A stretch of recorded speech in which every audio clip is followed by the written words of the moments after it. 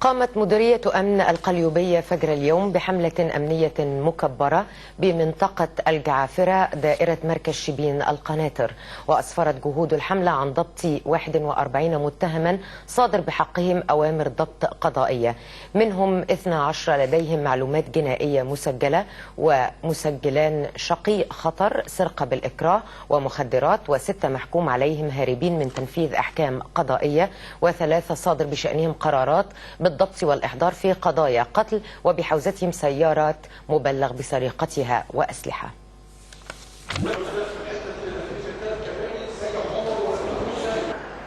ربنا يكرمنا.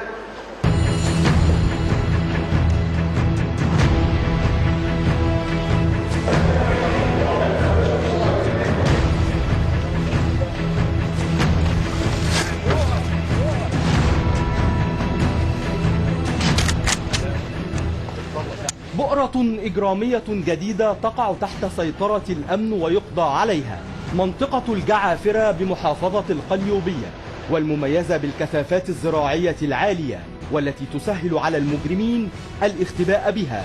وبعد أن اشتهرت إعلاميا بأحد أضلاع المثلث الذهبي أو مثلث الرعب مع كوم السمن والقشيش، شهدت اليوم حملة أمنية مكبرة استهدفت العناصر الإجرامية المطلوبة.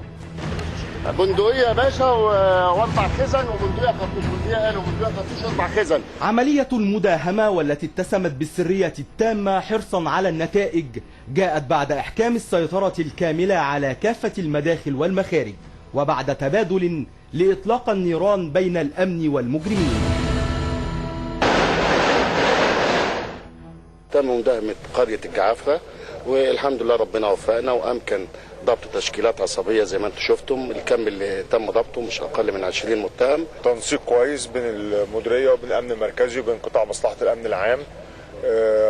تضافرت الجهود، الحمد لله ظابطين بندقيتين آلي، بندقية خرطوش، طبنجة، حوالي 20 شخص لهم معلومات جنائية، 4 قنابل غاز، قنبلتين محدثة صوت. كل واحد شايل سلاح من بالليل متعلق، بنطلع من مأمورية نخش على مأمورية، بنطلع من بلد بنخش، مش هنسيب بؤرة إن شاء الله. لازم الكل يعرف إن كل ضباط الشرطة إذا كان المجهود بيتم دلوقتي حاليا، فإحنا إن شاء الله بإذن الله بنأمل وقادرين إن شاء الله إن إحنا نرجع الأمن للبلد بكل عناصره إن شاء الله.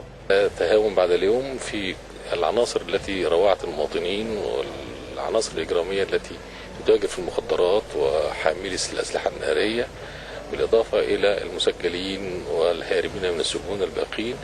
كل تلك العناصر سوف يتم ملاحقتها.